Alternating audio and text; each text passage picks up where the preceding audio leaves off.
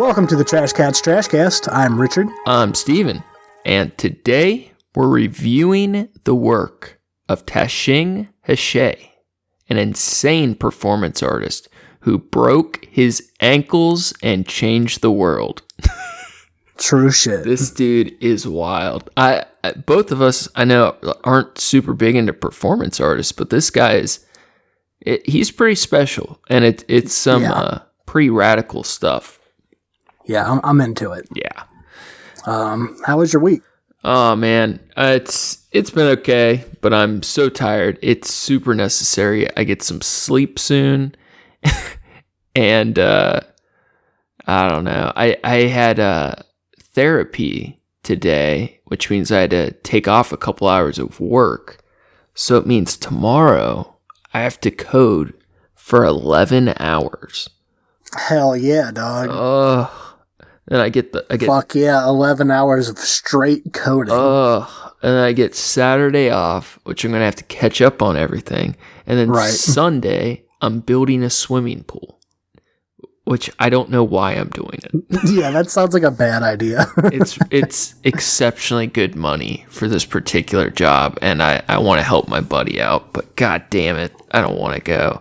Just get you one of those party jugs like I got, and let's make sure you bring some ice. Stop at the gas station, get some ice and some water. Oh yeah, load up. But I also had a filling fall out, so I gotta. Ooch. I know. Ow. It actually doesn't hurt at all, but dude, it doesn't hurt to chew on it or anything, or chew. Not really.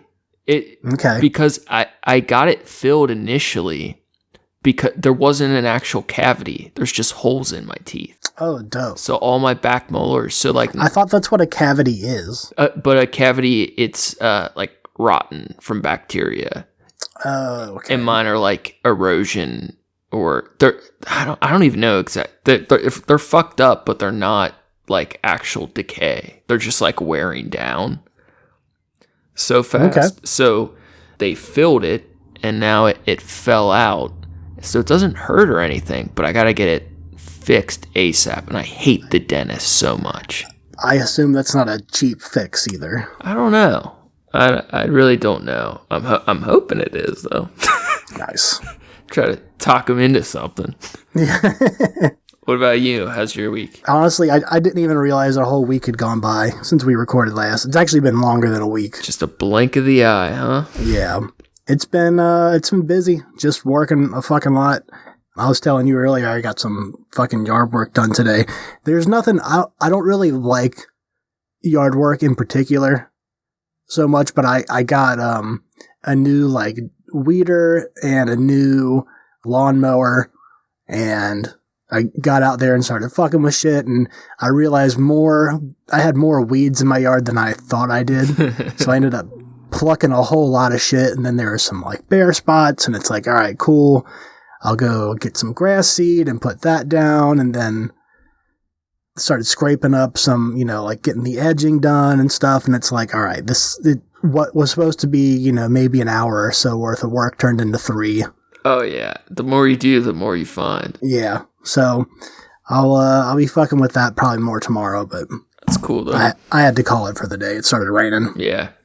So, before we get to this wild guy, any honorable mentions? I do not have any. Okay, I got 3 that I am very excited about. The first one, I know both of us watched. So, this music video is so fucking cool. Yeah. It is a South Korean rapper and former member of Sexy Street and Yellow Music Crew. Now, don't let that name turn you off, because this video... oh no, if anything, it should turn you on. The guy's name is B.Y. All one word, B-E-W-H-Y. And the song is Gotta Today. So if you look up on YouTube, B.Y. and then Gotta, G-O-T-T-A, it'll come up. And this music video is like one of those war songs that's just on God mode. Like it's so good. Definitely worth a listen. I don't like any of the other music I've heard by him, but this particular the art direction for the video is really cool, and it's just one of those powerful songs. And I love not all of it, but a lot of the rap music coming out of South Korea is super cool. Agreed. Yeah. You remember the Ichima? Yeah, absolutely. Oh, fuck, dude. I just love that shit. It's Underwater Squad, man. Underwater? So good. Speaking of underwater, second one. So, yeah, look up BY Goddess a Day for the coolest shit. And then, speaking of underwater, you know the NFT market OpenSea, right? No. Okay, so that's the big... It's like the primary NFT market. So that's what Beeble... all of his stuff was auctioned off on, right? Okay, cool. It's like the main NFT gallery auction site.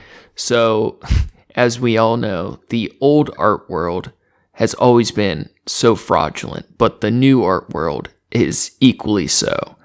So, good. Yeah. Or as long as we're keeping up with traditions. Of course. And I feel like since we've started, we've criticized NFT and like the digital art world, but part of it is that I love it. I just hate that there's so much corruption involved in it too.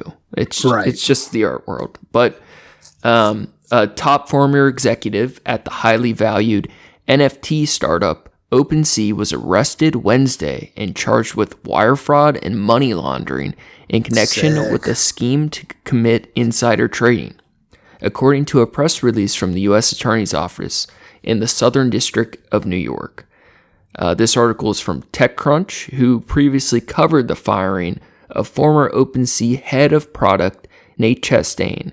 Chastain was accused of front-running purchases of NFT collections that he knew were about to be featured prominently on the homepage of OpenSea.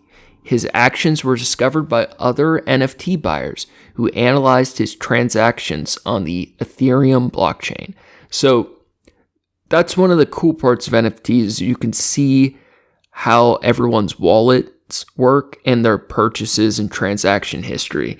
So this guy basically, he's one of the top executives for OpenSea. He helps curate NFT launches, and before these projects go public for bidding, he is essentially getting first pick at them or buying things, taking them off the market, just doing anything he can with it before things go public. So OpenSea soon fired Chastain after they determined the allegations were legitimate.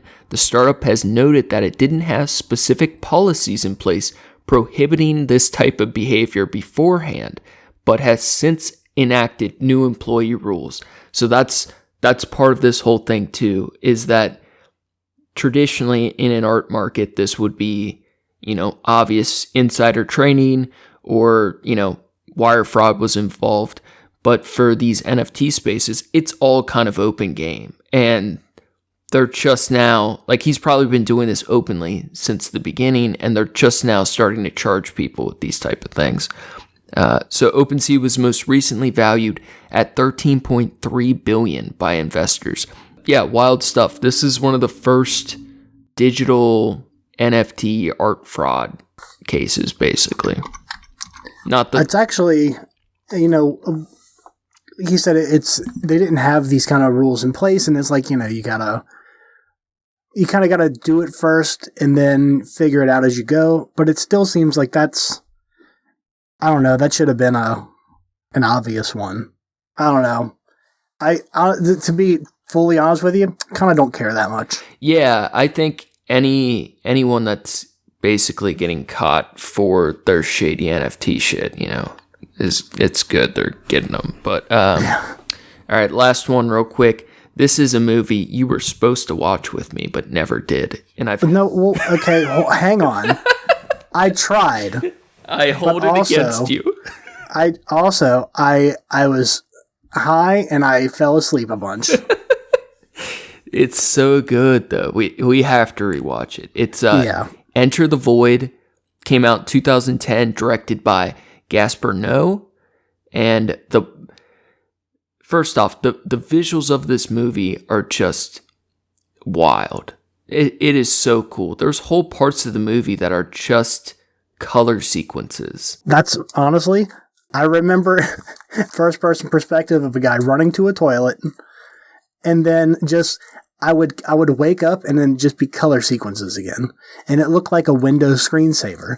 And then I'd fall asleep, and then I'd wake back up, and it'd be more of that. And in my head, I'm like, I feel like that was the whole movie. But it's actually a pretty small percentage of it. A lot of it's kind of like trippy mode, and then there's parts that are just color sequences, but it's pretty brief. Like by percentage, it's a small percentage, relatively small percentage of the movie, but it is done so well that the plot makes all of the abstractness of it work really well. The plot is essentially a psychedelic tour of life after death, which is seen entirely from the point of view of Oscar, the lead character, played by Nathaniel Brown, a young American drug dealer and addict living in Tokyo with his prostitute sister, Linda, played by Paz de la Hoyta. When Oscar is killed dude, this scene, when Oscar is killed by the police during a drug raid gone bad, it's like he launches into the DMT world. Yeah. And he's traveling, watching the rest of life happen after he's dead. And his spirit journeys, I believe, to the future and to the past.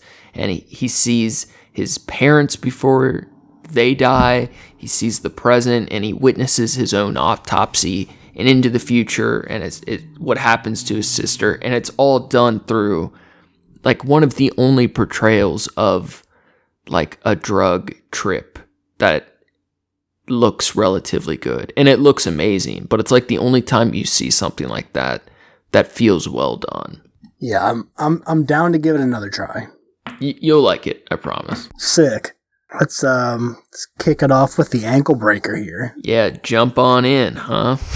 So our artist today, Tehching Hsieh.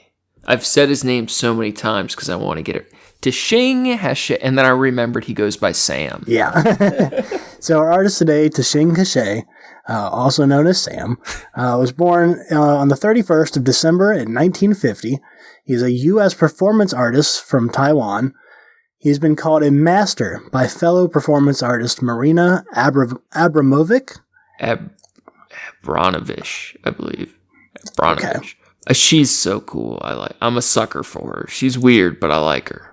Yeah, I got to look into more of her work. I know you told me a lot about her. Yeah. So he was one of 15 children from a family in southern Taiwan.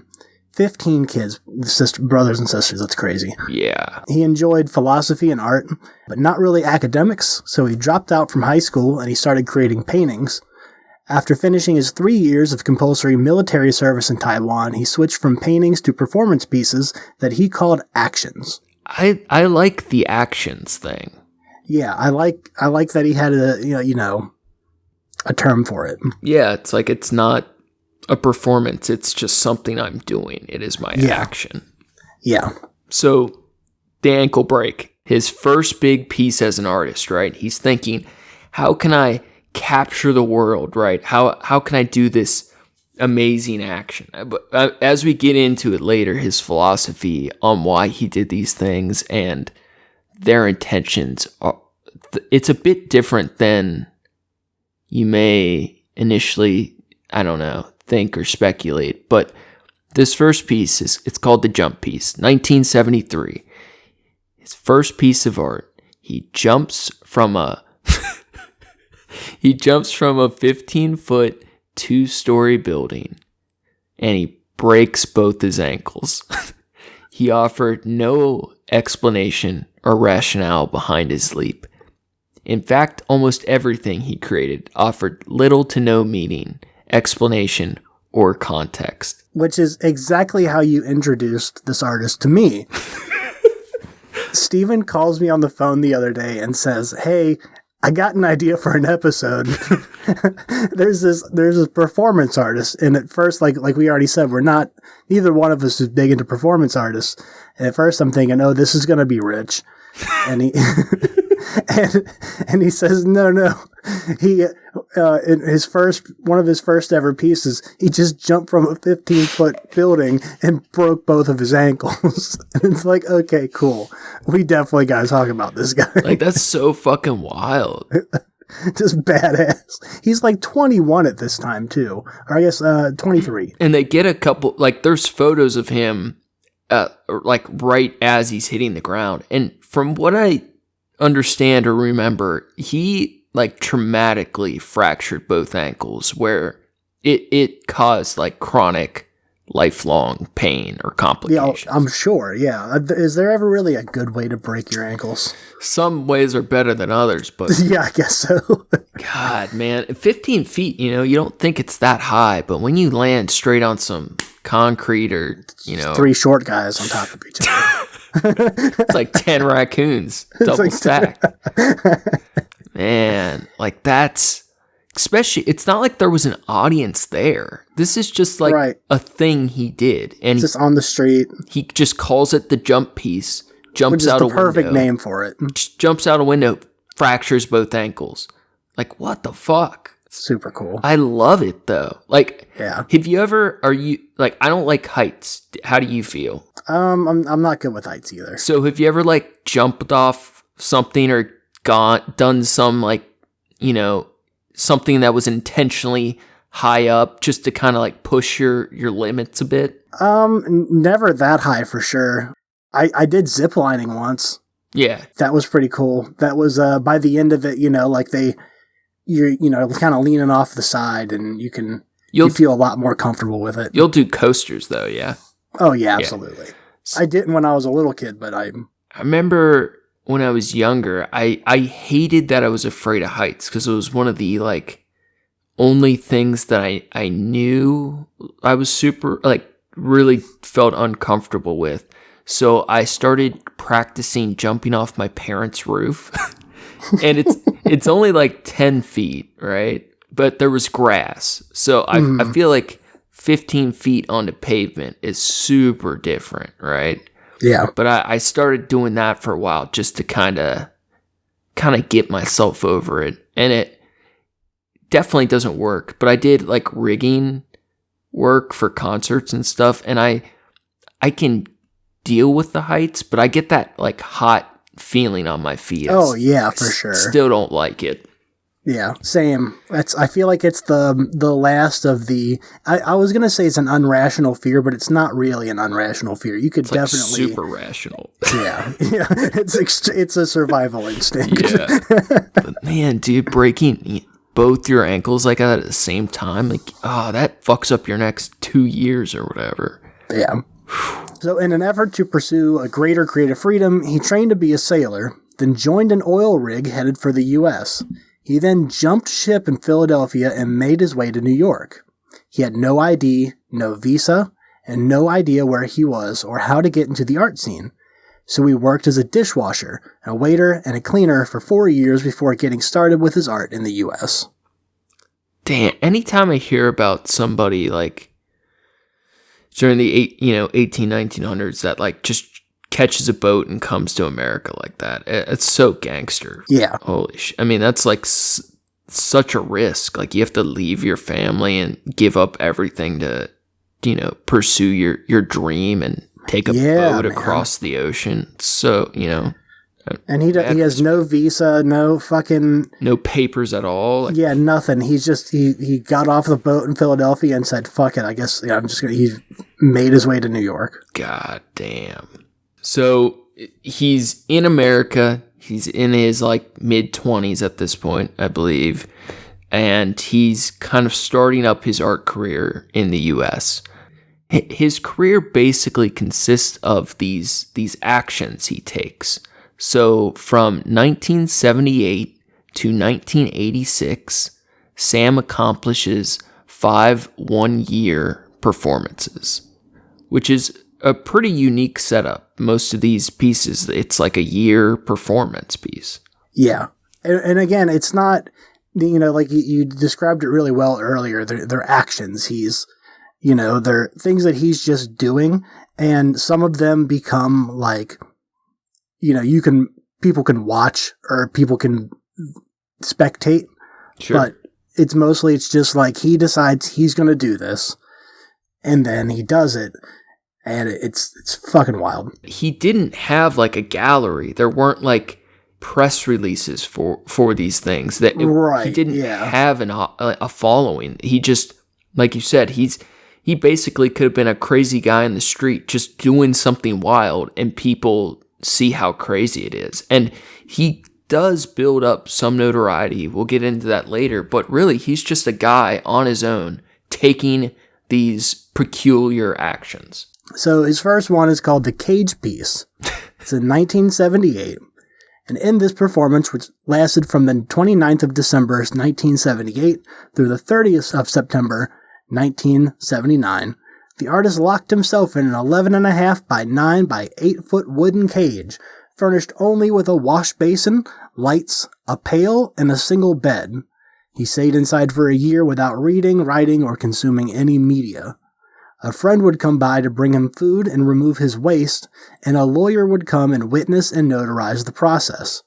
Before beginning, Sam wrote to a number of journalists and artists about his intentions, which led to a series of open viewings, where the public would come to the cage once or twice a month to see it for themselves.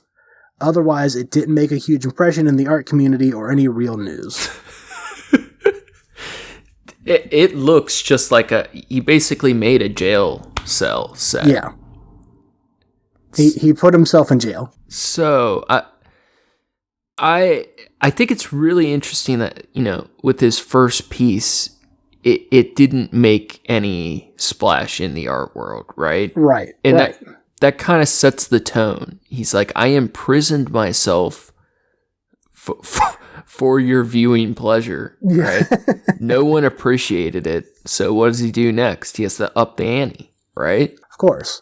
What do you think that year would have been like? Like, I bet it sucked ass. Yeah, I feel like a year in a real prison would even be better than that. Yeah, because at least you have like more interaction with people. You have some kind of media. Yeah, it's the pictures of these exhibits are really cool. Like all the old photos of everything. Yeah, that's the other one. Is a lot of the pictures are black and white, but it's like it wasn't that long ago. Yeah, right. But it makes it look like it was a lot longer ago than it was. But. Yeah, dude, isn't it crazy to think?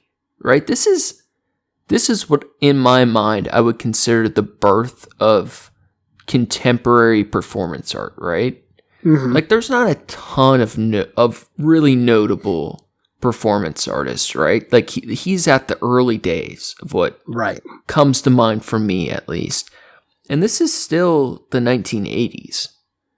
Right? Like, shit changed fast. That's, 40 years ago, a lifetime, half a lifetime, whatever. Like, whole new worlds of art from the start of, the type of things he's doing, these performances, these actions, to what we think of modern art today, to digital shit, to NFTs. Like, this is all, 40 years. Yeah. That's crazy. We barely got from...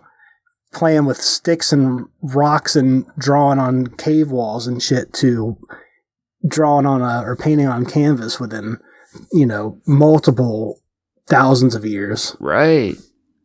So this second act, I think this is, if I'm not mistaken, this is the one that I think kind of drew you in the most, huh? Oh, yeah. Yeah. Okay. So this piece is called the Time Clock Piece. So... he just spent a year in his own prison, his own cage, so it is now 1980. For this piece, Sam punched a time clock every single hour for a year and took a photo each hour to match. He shaved his head before beginning to show the progression of time as it got longer in a series of photos.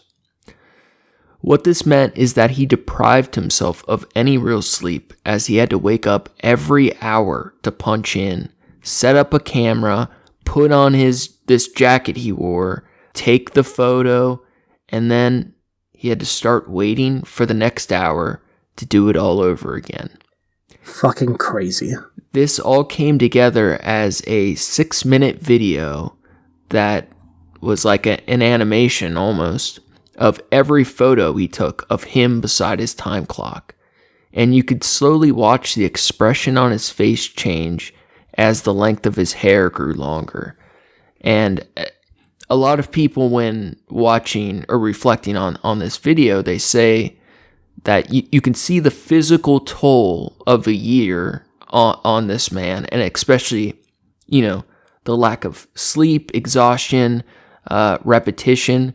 And they say you really can see it on his face, that he gradually grows more and more defeated as the year passes, as he's kind of engaging in this performative piece of almost like a form of torture. But this it's Sisyphean. It's so wild. Yeah, I feel like this piece, more than a lot of the others, felt like it had more of an intended, almost, not quite, but almost political goal. Like this. Yeah.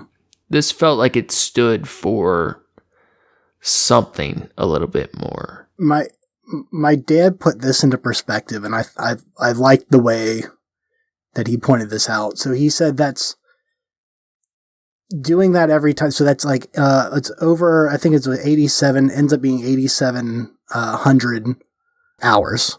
Mm-hmm. So it might have been 87,000. I forget. Anyways, it ends up being the equivalent of what it would be for someone to punch in and out every day for 12 years. That's 7 days a week. But like that's you mean over your lifetime? Yeah, like over your career, it's 12 years of punching in and out. If you had to do it every hour on the hour. No. If you did it every twice a day, you clock in, you clock out. So if you, let's say you work 7 days a week, then it would take 12 years to do that. Like a regular person to do that. What it means is, to me, is like that's so many people that do that every day without, consciously thinking about it. They would, you show up to your job, you clock in, you do your work, you clock out, you go home, and then you spend, 10, 20 years of your life in that job. And it's, it's one of those unconscious things that you don't think of how many times you've hit that button. Man, see, I've put the fucking time card in, and I feel like it's almost all, like not all, but I am so conscious over how much myself I feel like I'm losing to make money. It tears me up inside every fucking day. I hate it, dude. We're just. I'm conditioned. I feel like a fucking whore every time I clock in. I'm like, oh my god, another piece of myself sold away. I had that conversation with somebody, with a coworker not too long ago. We were talking about,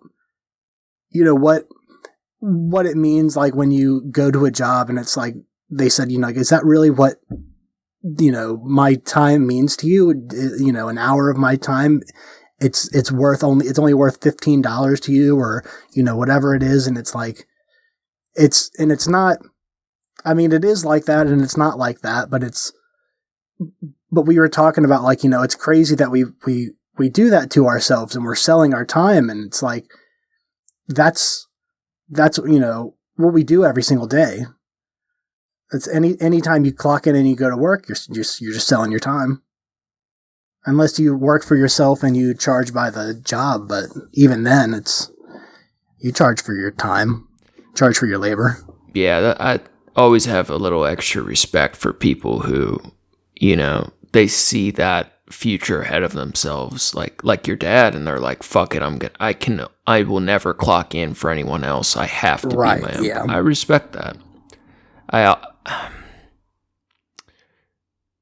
Man, it's a really tricky balance. But what I've come to the conclusion for myself is that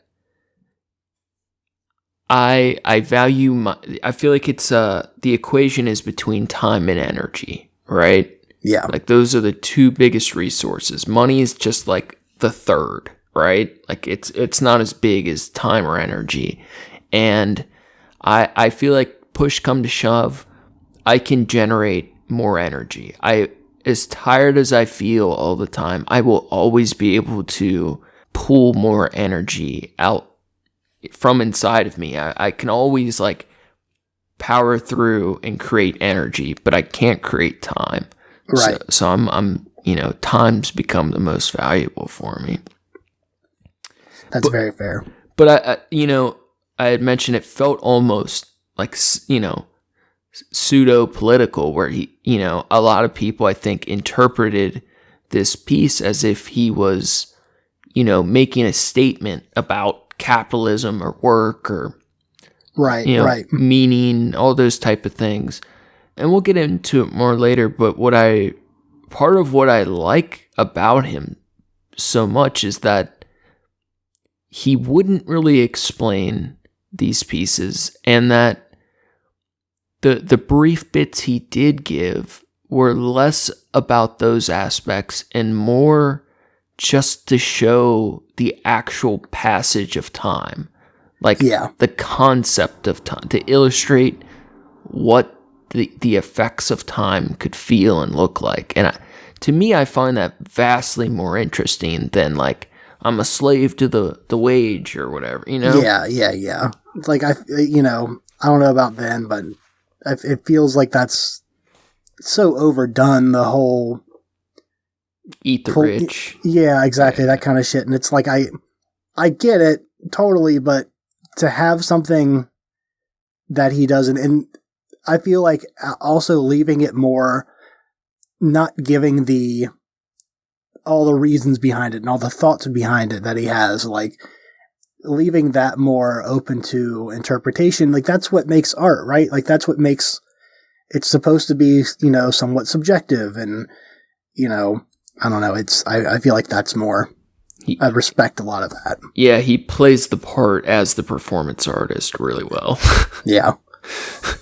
Yeah. This one stuck out to me. It's just the time, the sleeplessness and he did it. So, and it's when you watch the video, you not only see his hair get longer, like you see the clock, it just looks like it's just spinning. Yeah. Yeah.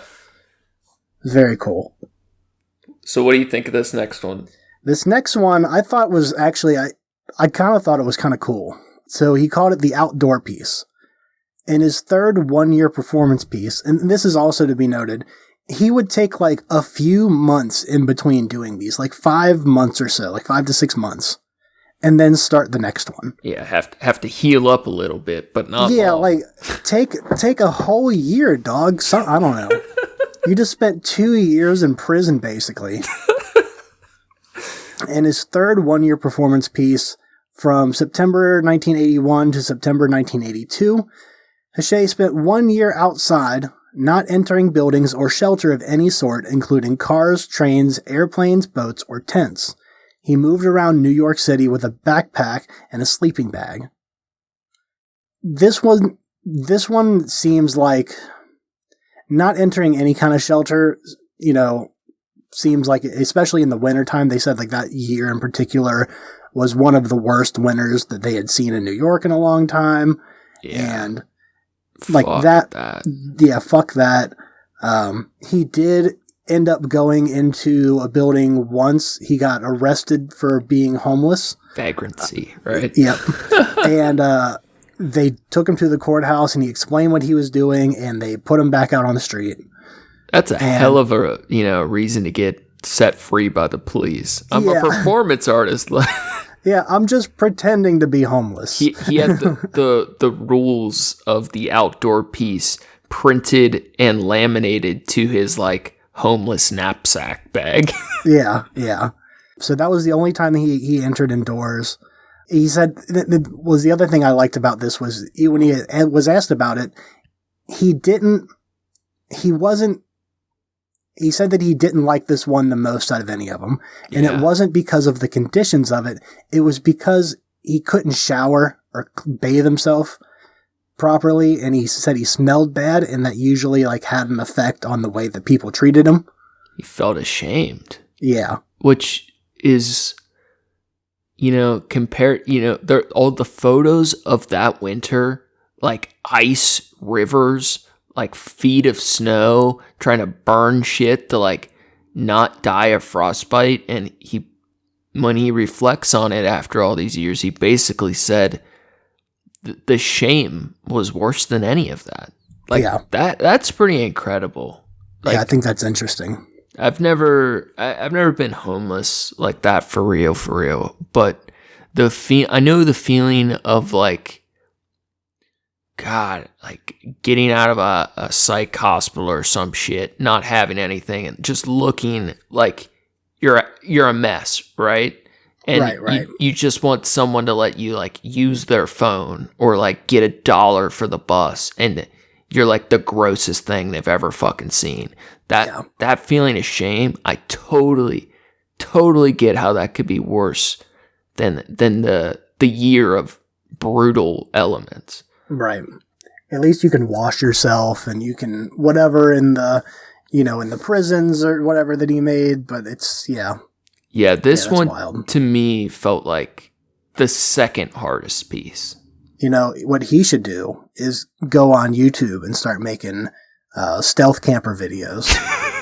Dude, being homeless now, if you're smart, if not necessarily just smart, if you're not like super mentally ill, you can do, and I don't mean that demeaning at all. Right. But if you're have a pretty good mind, there are so many fucking resources and shit. People want to give you food, they want to give you clothes and shit. You can live okay homeless, but if you're mentally well, which most people aren't.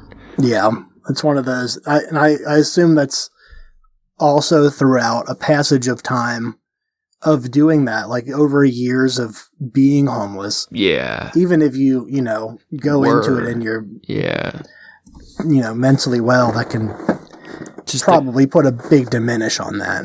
Yeah, like that. I always hate that stupid perception of homeless people being lazy. Like, some of these motherfuckers work harder than anyone you've ever seen. Like, they're working 5 jobs out there in the streets hustling. They're fucking just running to get dope while homeless is a nightmare. Like, there's some hardworking people. It's not laziness most of the time. It's other shit. I think I've mentioned it on the podcast before, but my cousin's wife works with finding housing for homeless people and stuff like that, and she has said that the main issue isn't finding them a house; it's finding affordable therapy and like help for them, that some kind of mental stability that they can work with, and that's the biggest problem. I was just listening to a debate about homelessness stuff in California, and God, people have so many bad takes, but one of the answers was like, hey, we're spending, it is a absurd number. It's over so many billions a year on the homeless people in California to relatively little success, right? Right. And compared to other states, it's a obscene amount of money, and it's not going far. And part of that's because there's a lot of corruption in the homeless assistance market there, but also it doesn't matter how much money you throw at a problem if you don't have people like your cousin's wife, like people that really care and are willing to like actually help a person. Like, the money isn't the answer. It's the therapy, it's how the it mental gets used, it's where it goes to, all good the different medical resources, facilities, all that shit, and it sucks because I think there is that the balance spreadsheet on the equation is that there's more money than there is.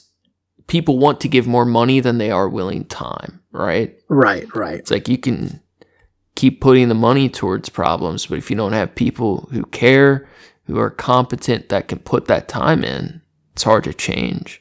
Right.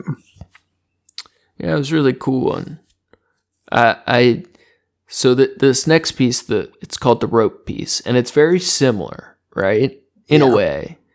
But I think I like the rope piece a little more because the outdoor piece I just think it would have been so hard. Like, I have a lot of empathy for people stuck outdoors and that he would put himself through that as well. But this rope piece was very interesting. So in this performance, Tehching Hsieh, or Sam, and another fellow performance artist, Linda Montano, spent 1 year between the 4th of July, 1983 and the 4th of July, 1984. They spent that year tied to each other with an 8-foot-long rope. That's fucked. Yeah. It's like being a conjoined twin for a year. Yeah. Oh my. So they had to stay in the same room. They took it to the extremes, right? Yeah. So even if they could, 8-foot-long rope, you could, take a poop with the person in another room, but they said no. They always chose to stay in the same room, went inside, but they were not allowed to touch each other until the end of the 1 year period. Both shaved their hair in the beginning of the year, and they both let their hair grow out together over that year attached to each other. So it's showing the passage of time, right? Yeah, yeah. It's like you said, I think one of the crazy parts is just the demonstrating the time that way, and again, offering not a whole lot of reasoning for it. But I do think that this one, while it was definitely, I'm sure it had a lot of weird shit that was difficult that doesn't really come to mind unless you're doing it. I feel like this one would be more doable. More doable than the other ones. I think so too. It's less of you're not confined somewhere. You don't have you're allowed to go indoors. Your privacy is a little violated, but yeah, it's less of the physical challenge or mental challenging, but more of a social, I don't know, exposure, right? He said he did it because he felt more anxiety socially than he wanted to feel around people. So he kind of put the word out and was looking for a female artist he could collaborate with this that also felt that social anxiety or difficulty. So they happened to match really well, and it sounded like she also really benefited from the experience, and I believe they're lifelong friends after. Yeah, they said they definitely argued a little bit, but they bonded pretty strongly. I was thinking, man, how shitty would it be to have to be in the same room as two performance artists for a whole year? Oh, I know. Holy shit. The photos are really funny because they're almost romantic, but there's a little bit of that slapstick comedy to it where one of them looks happy and the other one looks sad or annoyed. Yeah, they definitely look like they had fun with it. Yeah. And some of the pictures shown. So that's cool. It's so simple. What a brilliant idea. Right? I don't know. When you think about writing a movie, right? Writing a script or writing a book, being an artist, there's always so many reasons people can't do things, right? Reasons why things won't work out or you can't have this creative career that you're thinking about. And both of these artists, right? They're nobodies. And they wrote down an idea and they bought a rope. And it's a lasting piece of art. It's going to be the next blockbuster romantic comedy movie. Action movie. Just called Yeah, actually, it's just going to be called They Bought a Rope. But there's something to that where, like, I don't know, it's all about the idea. And that's at its purest when performance art can be really satisfying or moving. It's just rare because those ideas are difficult. And it feels to me like the easy ones that are easy to understand or conceptualize, but that offer some sort of deeper questioning are the most successful pieces. So this next piece I thought was interesting. So like directly after this rope piece, he's now got some notoriety. He's now got some, like, a kind of a foot into the door of the art world, and, you know, people know his name and know his work, and so he decides for 1 year he's going to unaffiliate himself with art in any way possible. So this was, just to double check, this was his last piece, right? His last performance piece. The last 1 year piece. And dude, I think this is what really sold me on him, because I think the piece is titled No Art Piece, and I think it is one of the most sadistic, cruel pieces of art I have ever seen. Like, this is so brutal. Yeah. It would be absolute torture for you.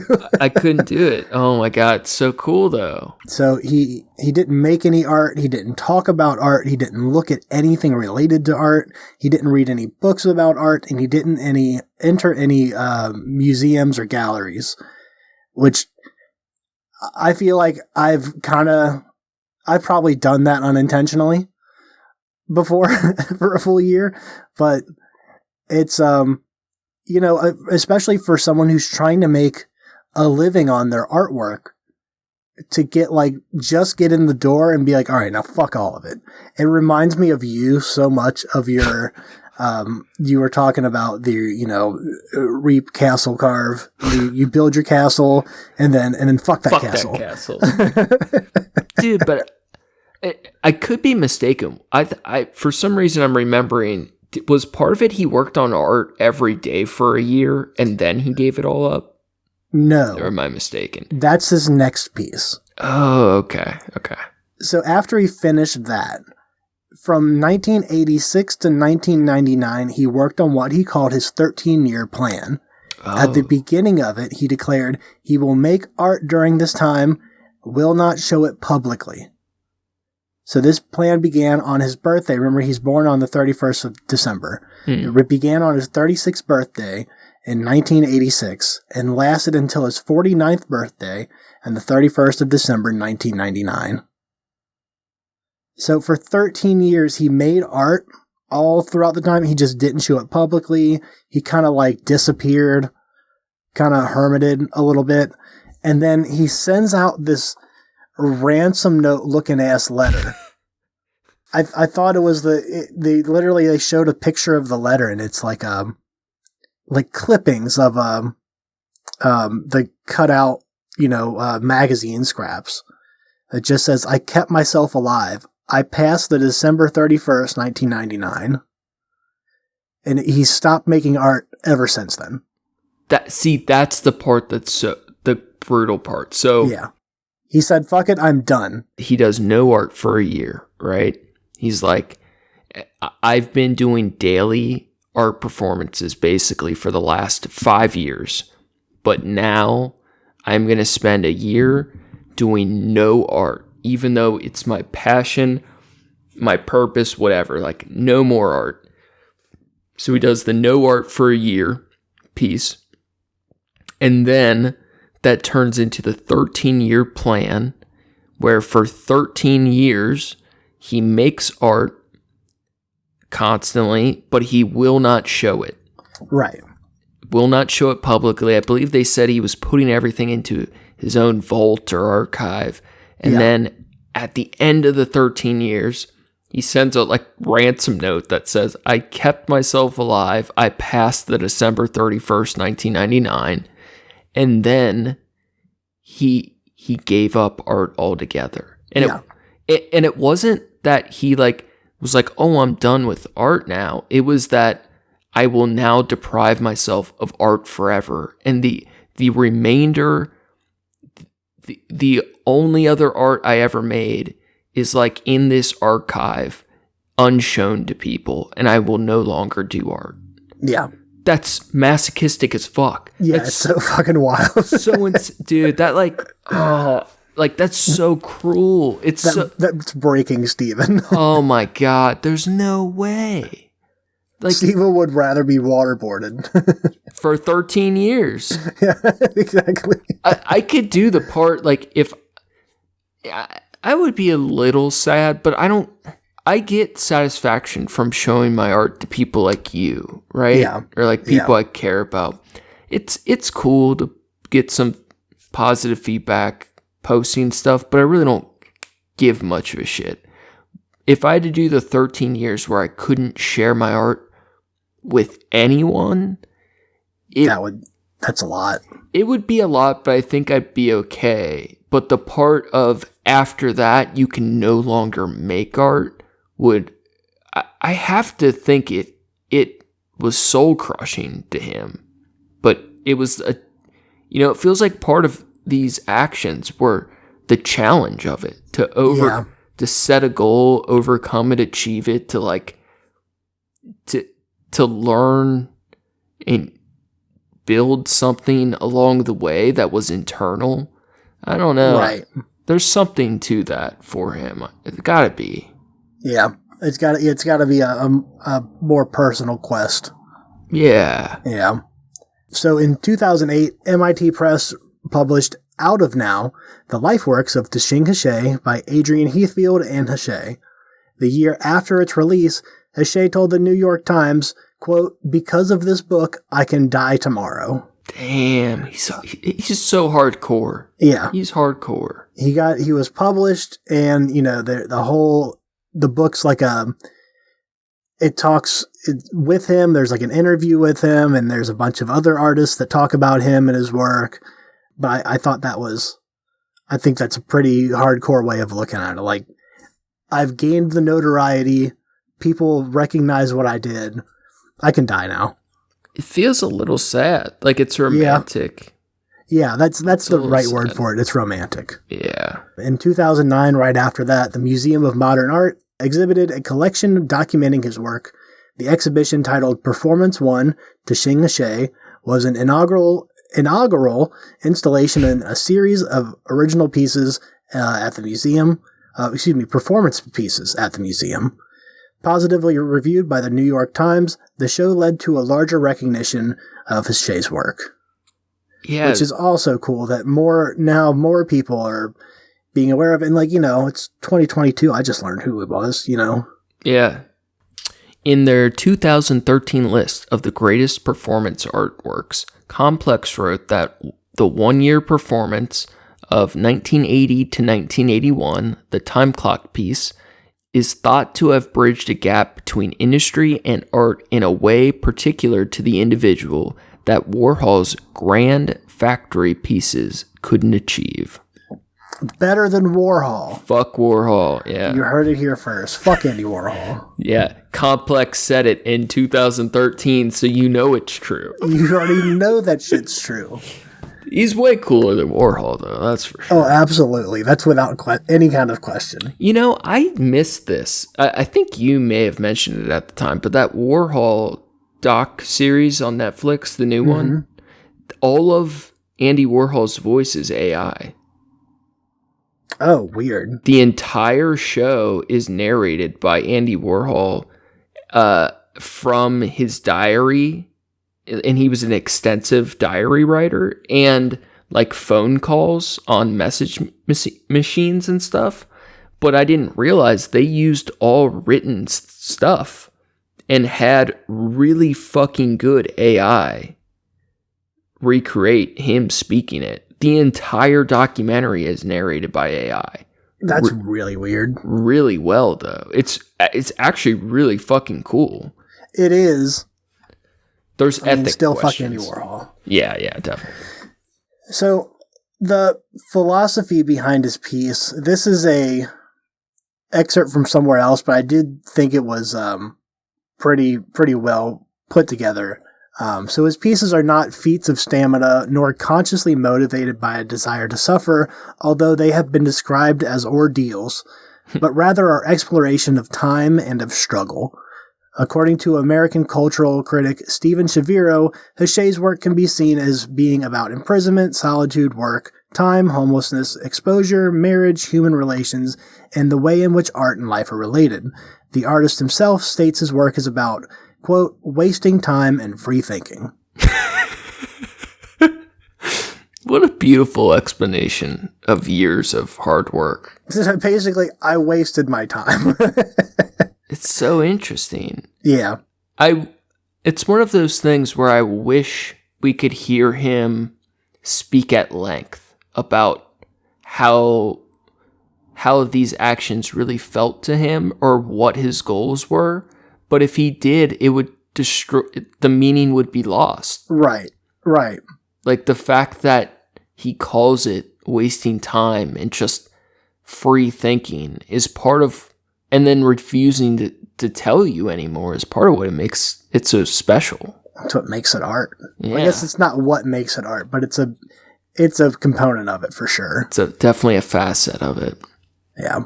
A little after 1999, Sam declared he was no longer an artist. He has, however, continued to give interviews to an art audience. I think that's really cool. He does the interviews and stuff now in his old age. He's still alive and kicking. He also has expressed he likes the work of Praxis. I was not really familiar with, it's a artist duo art project, I guess. But, he still engages in these new contemporary art acts, I guess, or comments on them. Yeah. I definitely think it's cool that he still talks to people in the art world and, will talk to people who want to hear and want to listen to what he has to say. And I mean, because I wonder if he's got an Instagram. He's got a website. I forgot to check for Instagram, but he's really is one of the biggest influencers on contemporary artists today. Like, I would be surprised if any successful contemporary artist does not accredit some of their inspiration or at some point was influenced by him. Like, he's OG as fuck. Yeah. I did have a couple different artists that he had influenced and talk about him as an influence for their work. I don't remember the other artist's name, but I do remember the one is a YouTuber. They create his name is Bennett. He makes the sitting and smiling videos. Oh, yeah. And then you mentioned Ah Weiwei too. Right? Yeah. So he's good friends with Ai Weiwei, and he apparently used to be, he used to rent like a apartment or something from him. So I think that's kind of cool. He has a personal connection with him. Are you familiar with much of Ah Weiwei's work? I know about the Fireworks. Smashing the Han Dynasty piece, and his work is a lot to do with like Chinese cultural stuff, right? Yeah. I think he is a really cool dude, but I think most of the art's pretty fucking lame. I haven't like Tehching did remember, way cooler shit. Yeah, I can't say I could recall too many specific pieces of his, but I feel like I liked what I saw, or at least I thought it was interesting. He did a piece, especially compared to most performance artists. Ah Weiwei did a performance-ish piece for, I think it was the Japan Olympics. Is that yeah?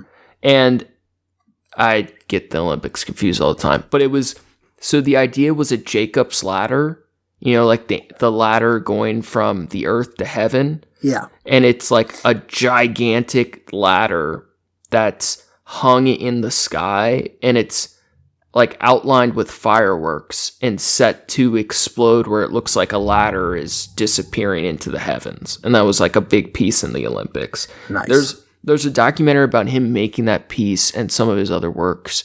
I think it's on Netflix. That's really cool. Like he seems like such a cool dude, and his ideas are so cool. I just don't really give a fuck about most of the shit he makes. Very fair. Yeah. So the first thing when we started talking about this artist was, the first thing I thought of was, is this art? Because, and I had to go back and forth with myself about this, because I've landed on that it definitely is. Why? But for a while, I went back and forth with, if you're not, I don't know, I felt like the not giving and the reasoning behind it kind of deprived it of being a message. And then I came back to, well, that makes it more open to interpretation. So it's really more like more common art than it's not. I guess it's more relatable to the modern understanding of art than it's different from it. Let me interrupt you. I don't fully understand that first question on if it is art. Like, why is there a question? Why did you feel like you questioned if it mostly was art? It's more of a simplistic way of phrasing, more of like, is this bullshit or is this, because we see, especially during that era, there was a lot of other artists that were just making bullshit and saying it's art, like Warhol. And I feel like a lot of that, I don't really consider it. I mean, technically, yes, it's art, but I don't consider it to be artistic. Well, I guess because I think a lot of people would, close-minded losers I see how a lot of people would think what he did wasn't art. So I feel like the question should almost be more posed is it art of value or not? Because I know you think it is worthwhile, but yeah. I very much see, especially during the time, how a ton of people would not think what he did is art. But if somebody's like picking their nose and sculpting their boogers, I still would consider it art. I might think it's bad art. And no, it depends on how good the sculpture is, but that's the truth, because they could be glazing it, putting it in the pottery oven. They could be doing some beautiful stuff. You never know. That booger art. But I think it's definitely art of value. I think I don't know. I think that's more of what I meant, I guess. I know it is. Is this art? Yeah, but thank you for explaining that. I forget sometimes that we think of it differently. We get each other. Yeah. Not everybody that listens to this has known us for 15 years. They're like, these idiots did a whole podcast about this cool art, and then they end it by saying, is it art? Yeah. Yeah, I definitely, I for sure think it's valuable. I think it's very intriguing and cool, especially during that time period. I don't know that there's a lot of other, obviously I didn't know about him until a few days ago, but I feel like you definitely don't hear about a lot of anything else like that during that time period. I will say, my understanding, right, is this, that era of time was kind of like the birth of what we would call contemporary art, but contemporary art's, people have always done something, you know? Contemporary art is it's within like the last 40, 50 years or so. It's like, so even if you were like But think about like Diogenes, right? If he was around today, he could be a contemporary artist. Or even during his time, he would have been a contemporary artist. Right, that's what I'm saying. Yeah. So like, it's always kind of existed, and I feel like during that era of the 70s, 80s was kind of the explosion. Like you think of all the whole counterculture, Woodstock, all the orange sunshine acid. Like, I'm sure there were all kinds of like weird, lame hippies doing contemporary art, but there wasn't, it still would have been pretty, out of the normal. And then most of it's going to be shit too. And he was one of the, I think it comes down to the ideas and how he implemented them were so interesting that it holds and retains value over the years, right? Because he wasn't even that popular at the height of his career, and then today he's looked back upon fondly by all these other artists he inspired, which I think that part of it's so cool. Yeah.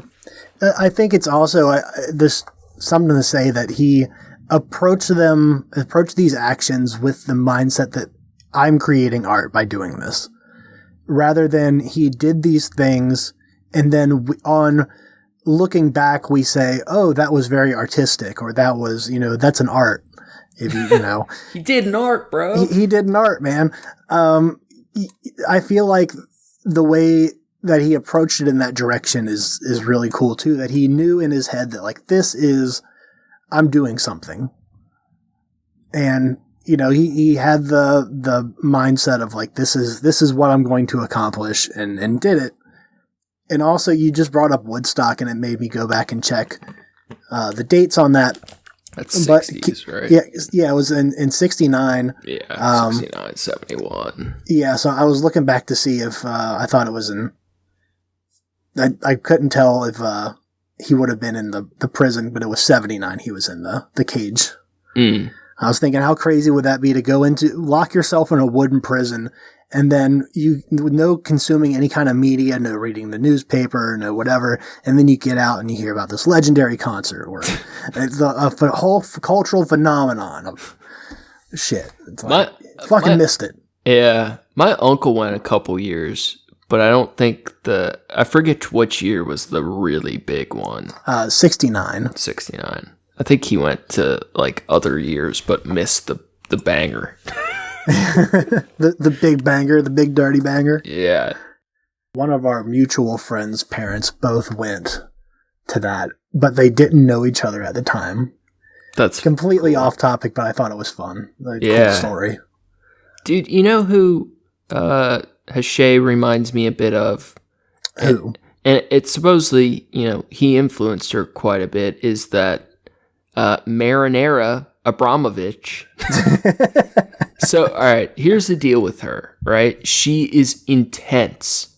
She is like such a fierce, strong woman, right? Mm. Now, I think most of her art is kind of trash, right? Right. She's kind of like Tech Nine, right? Where just at least one good banger out of a whole album. Yeah, it's all right. And for a contemporary artist, that's pretty high percentage. Something. Yeah. But she has this piece called "The Artist is Present," and she's done it, I think, fairly often over the years throughout her career, where she'll be at like a MoMA or, contemporary art museum or whatever, and there'll be a line of like VIPs for the exhibit just lined up into a gallery room. And at some point while they're all waiting, she comes into the room and sits down at a table. And then, just like the title of the exhibit, the artist is present. And the first person in line sits down at the table with her, and she just looks them dead in the eye, right? And she will sit there looking the person in the eye until it provokes this emotional, interpersonal reaction between them. And it sounds so silly. And some of these videos are like 30, 40 minutes long per person, right? Some of them are quick, some are long, sometimes nothing happens. But you often watch over, a relatively short course of time, these two people connect, bond, and often the guest presenting themselves to her often like breaks down and cries. She has this really like soul piercing gaze, and she finds a way to like get through to these people in a meaningful, emotional way that leaves these people shook. It's really interesting. Yeah. Like, it's a little woo-woo-y for me, but the reactions are so powerful. There is a genuine human connection or interaction happening. It's really cool. Yeah, I gotta look up some of those works. Yeah, I know you told me about that, and I haven't seen any of it myself. It's worth watching. It feels like I don't know, just like an art therapy thing almost. Yeah. I got another question here. If you had to be tied to one person you've either never met or barely know, who would you choose? So never met, meaning like a celebrity or someone that, you know of, or someone you barely know, whether it's like just like some cool person that works at the gas station that you go to all the time, and you don't really know each other, but like you recognize each other when you see them, kind of thing. I don't know. Like I'm trying to think of a better example. You can go the famous person route. Just handcuffed to Elon Musk for years. Yeah. I'm rich and first in line with Neuralink. Yeah, you don't actually get any of the wealth, but you get all of the benefits of... Hey, he can't hide his credit card number from me that long. Yeah, what's he going to do? Ride and coach? No. or tied by a rope to Biden's belt loop and be Biden's little bitch boy. Just picture all of the press conferences, and you... It's just all of these people in suits and addressing the State of the Union, and Steven's just standing there in the back, just kind of twiddling your thumbs or looking at your phone and your vape. Just kind of. I'd be recommending policy every day. I'd be puppet mastering Biden. I like those. Those are good. What about you? You got anybody? Actually, I hadn't really think about it too much. I like the Biden one. That's really funny. I think really that's good. The funniest by far. And then he might die early, and he'd have to drag him with you for the next 6 months. Yeah. Well, the grave only goes 6 feet, Steven. You got 2 feet of rope there. You can hang up. Honestly, we'll bring you a tent. If I had to do it, I think the person I'd most easily survive with would be Sarah. But man, after that year, I don't know how close we would be. That's very fair. I got one more here. If you could come up, and this is mostly for you. I don't have anything for this. Okay. But I figured you would be able to come up with something either on the spot or you'd already been thinking of it. If you could come up with one of these kind of actions like along this line, what would you suggest? What would you do? Or not even for you to do, but like... Just a concept. I just saw that question like 30 seconds ago. So I'm going to try on the spot. But my first thought... I have an idea. It's a room full of mirrors. I'm back in mirror world. Shit's getting strange. No. My first thought is it has to be something very visceral. It's all about the idea. And it has to be like striking or something that anyone can do. I think that's part of what makes Tehching's acts so strong is that anyone could do them. It's just that they didn't have the idea or they didn't have the courage to try, right? It's just a straight up fortitude to do it. Yeah. So I really like the idea. It's going to be a little graphic, but I really like the idea. You're in a room. You remember the robot room?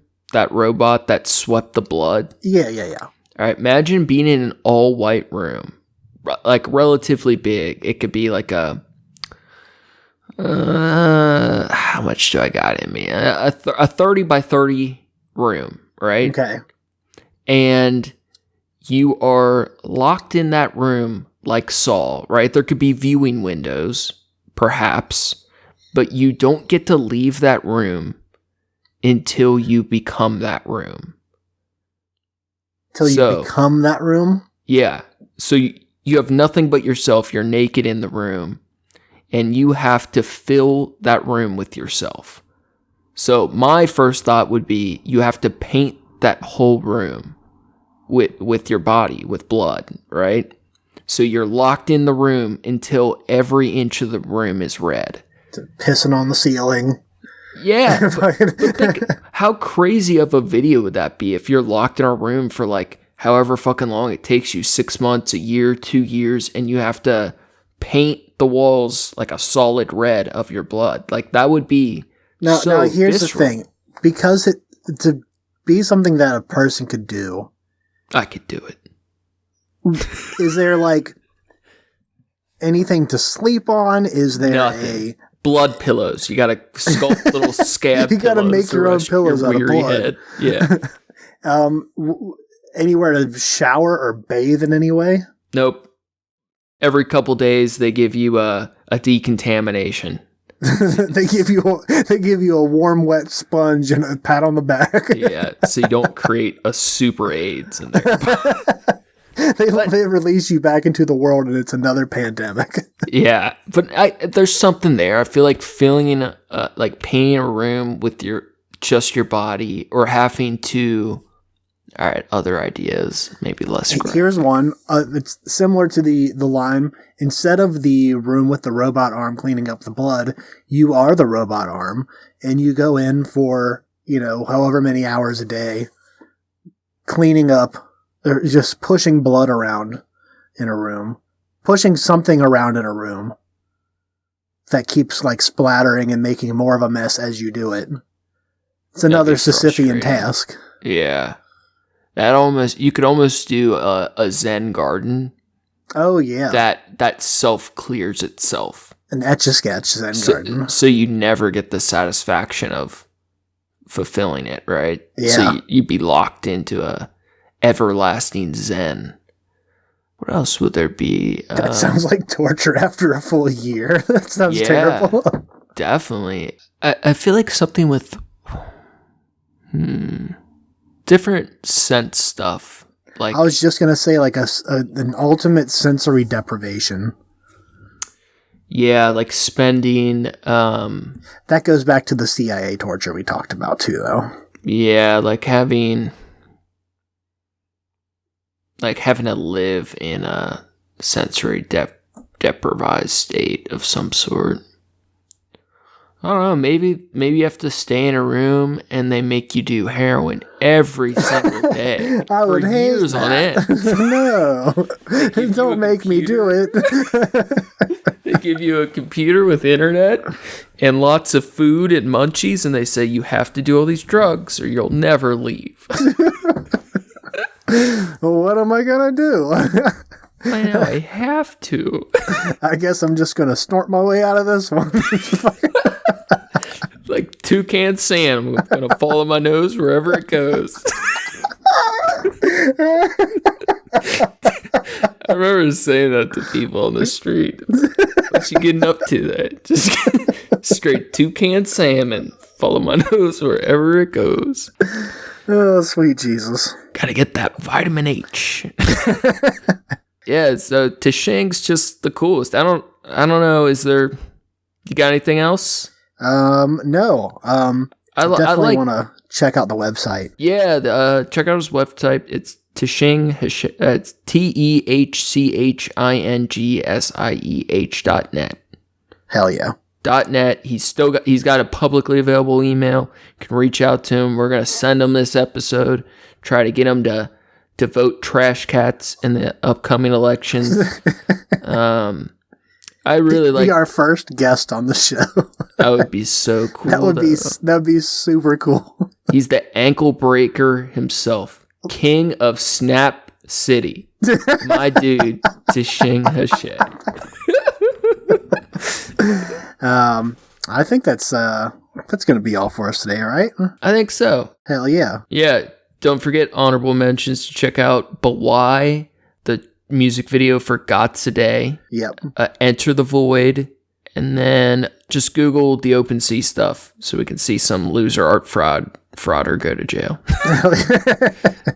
Thanks again for listening, everybody.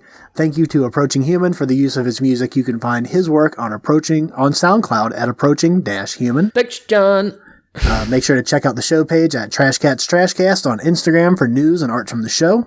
Also, check out Facebook for the memes. If you're super bored, you can check out my trashy art on Instagram at SkyZixSkyZixX. I'm stuck right now. I'm working. All right, I have my You've put up a couple new pieces lately. I don't know. I can't remember. But I have some War Dog pieces over the year. Like every year I do like a War Dog piece, right? Mm-hmm. And I'm working on the newest War Dog. And it's got gold jaws and whited out eyes. It's so fucking brutal, but I can't figure out its little topper. I need a top of the piece. I just have this weird deformed dog. But it's gonna be really cool. So working on that. I just thought of a really good collaboration idea. Okay. For you and me. I find the resource materials. What's the word I'm looking for that? The assets, if you will. Send them my way. And then you do whatever you want with them. I'm down. All right, Fuck cool. Yeah. Check out Tehching Hsieh. We'll post some pictures and stuff. And next week we're doing a freestyle. And then we got some cool ideas for what's next. So it'll be cool. Hell yeah. That's going to be all for us today. Stay classy, eat trashy. Go fast, eat trash. Fuck yeah.